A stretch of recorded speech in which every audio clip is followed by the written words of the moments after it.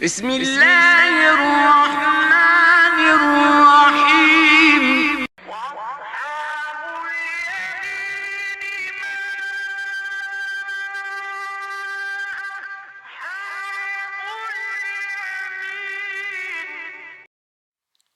بسم اللہ الرحمن الرحیم الحمد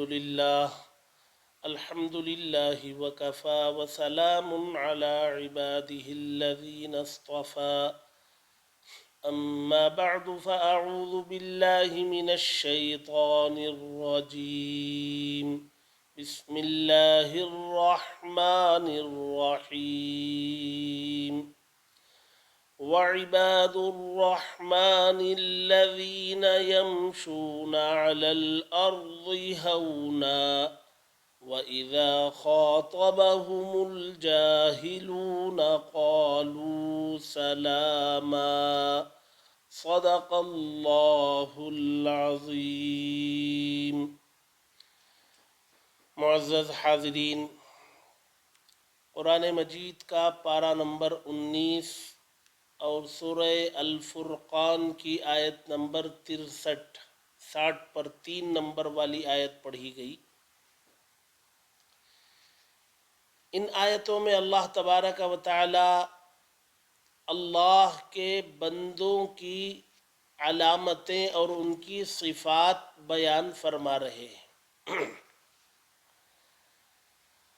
یوں تو ہر انسان کو، ہر مومن مسلمان کو دعویٰ ہے کہ وہ اللہ کا بندہ ہے. ہر مومن کو دعویٰ ہے کہ وہ اللہ کا بندہ ہے. لیکن سوال یہ ہے کہ کیا اللہ تبارک و تعالی بھی اس کو اپنا بندہ مانتے ہیں؟ یہ سوال اہم ہے. اگر اللہ تبارک و تعالی بھی اس کو اپنا بندہ مانتے ہیں، بندوں کی فہرست میں اس کو شامل کرتے ہیں، تو وہ حقیقت میں اللہ کا بندہ ہے، وہ کامیاب ہے. اور اگر اللہ تبارک و تعالی اسے اپنے بندوں کی فہرست میں شامل نہ کریں تو وہ لاکھ دعویٰ کرتا رہے، اس کے دعوے سے کچھ ہونے والا نہیں. اللہ تبارک و تعالی نے شامل نہیں کیا تو وہ ناکام، خسران اور نقصان اٹھانے والوں میں اس کا شمار ہو. اب دنیا میں جب ہر کوئی یہ دعویٰ کر رہا ہے کہ میں اللہ کا بندہ ہوں، بندی ہوں، اور پتہ چلے گا حشر میں اللہ تبارک و تعالی وہاں بتلائیں گے کہ کون میرے بندوں میں، بندیوں میں شامل ہے کہ نہیں ہے. کیا دنیا میں بھی معلوم ہونے کا کوئی ذریعہ ہے کہ کون اللہ کے بندے ہیں، کون نہیں ہیں؟ دنیا میں معلوم ہو سکتا ہے. ہاں، اللہ تبارک و تعالی نے یہاں قرآن مجید کے 19ویں پارے میں رکوع نمبر 4 میں کچھ علامتیں ذکر کر دی ہیں. 13 علامتیں ہیں. یہ 13 علامتیں، یہ اوصاف جن میں پائے جاتے ہیں، ان کے بارے میں یہ کہا جا سکتا ہے کہ یہ اللہ کے بندے ہیں، حقیقی بندے. اور بندہ ہونا، عبد ہونا، یہ بہت بڑی صفت ہے اور یہ کمال. اور اللہ تبارک و تعالی کے انعامات میں سے بندہ بن جانا بہت بڑا انعام. لہذا آقا صلی اللہ علیہ وسلم کی صفات میں آپ کے بندہ ہونے کو بہت نمایاں ذکر کیا گیا ہے. ہم لوگ دوم کلمہ شہادت پڑھتے ہیں. اس دوم کلمے میں دیکھیے، اشہد ان لا الہ الا اللہ وحدہ لا شریک لہ واشہد ان محمدا عبدہ ورسولہ. میں گواہی دیتا ہوں کہ محمد صلی اللہ علیہ وسلم اللہ کے بندے اور اس کے رسول ہیں. اللہ کے بندے عبدہ یہ پہلے ہے، اور اللہ کے رسول ہونا یہ صفت بعد میں ہے. یعنی اللہ تبارک و تعالی کا بندہ ہو جانا یہ بہت بڑی نعمت. اللہ تبارک و تعالیٰ پر اللہ کے نبی پر اللہ تبارک و تعالیٰ نے جو انعامات نازل فرمائے، ان میں ایک بڑا انعام، وہ بڑا انعام اور معجزہ، وہ واقعہ معراج ہے کہ اللہ تبارک و تعالیٰ نے آپ کو آسمانوں پر بلایا، عرش کے قریب بلایا اور قرآن مجید میں مختلف جگہوں پر اس کا ذکر کیا۔ اور سورہ بنی اسرائیل کی پہلی آیت میں جو اللہ تبارک و تعالیٰ نے ذکر کیا، سبحان الذی اسری بعبدہ لیلا من المسجد الحرام، پاک ہے وہ ذات جو اپنے بندے کو لے گیا، اسری بعبدہ، یہاں اللہ تبارک و تعالیٰ نے اپنے رسول کا تذکرہ نہیں کیا، اپنے پیغمبر کا تذکرہ نہیں کیا، بلکہ کہا پاک ہے وہ ذات جو لے گیا اپنے بندے کو، اپنے عبد کو۔ معلوم یہ ہوا کہ اللہ تبارک و تعالیٰ کا بندہ بن جانا اور اس کی بندوں کی فہرست میں شامل ہو جانا، یہ بندے کی بڑی کامیابی۔ بندہ کہتے کسے ہیں؟ سوال یہ ہے کہ بندہ کسے کہتے ہیں، عبد کسے کہتے ہیں؟ عبد اسے کہتے ہیں جس کا اٹھنا بیٹھنا، سونا، لینا دینا، تجارت، ساری چیزیں اپنے آقا اور اپنے مالک کی مرضی کے مطابق۔ جیسے دنیا میں کوئی کسی کا غلام ہو، اب غلام کا تصور تو اس زمانے میں نہیں ہے، کوئی کسی کا ملازم ہو، وہ جتنے گھنٹوں کی ملازمت میں ہے ان گھنٹوں میں وہ اپنے مالک کے حکموں کی اطاعت اس کے لیے لازم ہے۔ مالک نے جو کام کہا اس کام کو اسے کرنا ہے، مالک جیسا چاہتا ہے ویسا اسے وہ کام کرنا ہے، اور اگر مالک کی مرضی کے خلاف کرے یا نہ کرے تو وہ نافرمان ہے، مالک ناراض ہوتا ہے، کبھی اس کو ملازمت سے نکال دیتا ہے۔ اسی طریقے پر بندہ، اس کا مطلب یہ ہے کہ اس کا آقا اللہ تبارک و تعالیٰ کی مرضی کے مطابق صبح اٹھنے سے لے کر کے رات سونے تک ہر کام، چاہے وہ زبان سے قولاً کہا جائے یا عملاً کوئی کام کیا جائے، وہ اللہ تبارک و تعالیٰ کی مرضی کے مطابق ہو اور اس کی مرضی کے مطابق کرنے کی کوشش کرے، وہ بندہ کہلانے کا مستحق ہے، وہ بندی کہلانے کی مستحق۔ اب اللہ تبارک و تعالیٰ نے یہاں کیا علامتیں ذکر فرمائیں؟ ہمارے اور آپ کے ذہن میں یہ آئے گا کہ اللہ تبارک و تعالیٰ نے علامتوں میں یہ ذکر کیا ہوگا کہ وہ بہت زیادہ نماز پڑھنے والا ہوگا، بہت زیادہ روزے رکھنے والا ہوگا، صدقہ و خیرات کرنے والا ہوگا۔ نہیں، اللہ تبارک و تعالیٰ نے ان صفات میں پہلے نمبر پر ذکر کیا، وَعِبَادُ الرَّحْمَنِ الَّذِينَ يَمْشُونَ عَلَى الْأَرْضِ هَوْنًا، اللہ کے رحمان کے بندے وہ ہیں جو زمین پر تواضع کے ساتھ چلتے ہیں، عاجزی سے چلتے ہیں۔ یعنی یہاں چلنے کا ذکر کیا، ایک عمل کا ذکر کیا، مطلب یہ ہے کہ ان کے اندر تواضع ہے،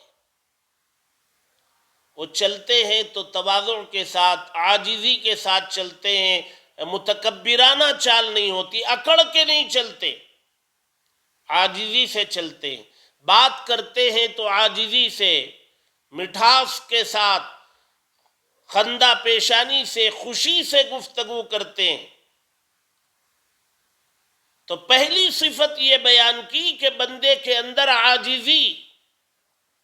ظاہر سی بات ہے، جو غلام، جو نوکر عاجز نہ ہو اور اپنے مالک اور اپنے آقا کے ساتھ اکڑتا ہو، بول میں چاہے کام میں، تو وہ مالک تو اس کو کبھی رکھنے کے لیے تیار نہیں ہوگا، وہ ملازمت سے علیحدہ کرے گا۔ اور اللہ تبارک و تعالیٰ بھی یہی چاہتے ہیں کہ اس کے بندے اور بندی بننے کے لیے نمبر 1 پر عاجزی پیدا ہو۔ یہ عاجزی اپنے بڑوں کے ساتھ بھی ہو، ماں باپ کے ساتھ، بزرگوں کے ساتھ، بڑوں کے ساتھ بھی ہو، اور اپنے سے چھوٹوں کے ساتھ بھی ہو۔ چھوٹوں میں کون ہے؟ چھوٹوں میں بیوی ہے، بچے ہیں، شاگرد ہیں، یہ سب چھوٹوں میں آتے ہیں۔ عاجزی ان کے ساتھ بھی ہو، تواضع ان کے ساتھ بھی ہو، ان کے ساتھ حاکمانہ اور روبدارانہ تعلق نہ ہو۔ عاجزی بہت بڑی صفت، اور آج ہمارے معاشرے میں بالخصوص نوجوان طبقے میں عاجزی نام کو نہیں۔ اپنی غلطی ہو تب بھی عاجز بننے کے لیے تیار نہیں، ہر وقت ناک پر غصہ رہے گا، اپنی غلطی کے باوجود اکڑپن، تکبر، تعلی، بڑائی، لڑنے بھیڑنے تیار۔ اللہ تبارک و تعالیٰ فرماتے میرے بندوں کی صفات میں یہ نہیں۔ اگر آپ کو میرا بندہ بننا ہے، آپ کو میری بندی بننا ہے، تو اللہ فرماتے پہلی صفت یہ ہے کہ عاجزی پیدا کرو۔ اور نماز جو دن میں 5 مرتبہ فرض ہے، اس نماز کے ذریعے عاجزی سکھلائی جاتی۔ آپ کو اللہ تبارک و تعالیٰ کے دربار میں کھڑے ہونا ہے، نگاہ کو قیام میں الگ جگہ پر رکھنا ہے، اور سجدے کی حالت میں جا کر کے پورے وجود کو زمین پر ڈال کر اقرار کرتا ہے کہ میں تو عاجز ہوں، مسکین ہوں، بندہ ہوں۔